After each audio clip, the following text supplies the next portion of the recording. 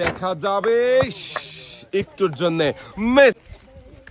এক সাইড ধরে আমরা দেখছি আজব রিংয়ে বল মেরে বেলুন ফাটানোর মজার খেলা রয়েছে। সান্ত্বনা পুরস্কার ভাই জোরে মারতে হবে, মিস।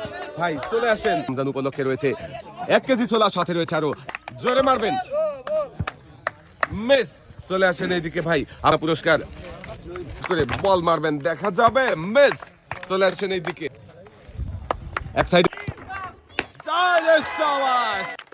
এসে গেছে মাহে রমজান, তাই সকল পুরস্কারের সাথেও রয়েছে ইফতারের প্রিয় খাবার ছোলা, দেখা যাবে, শাবাশ।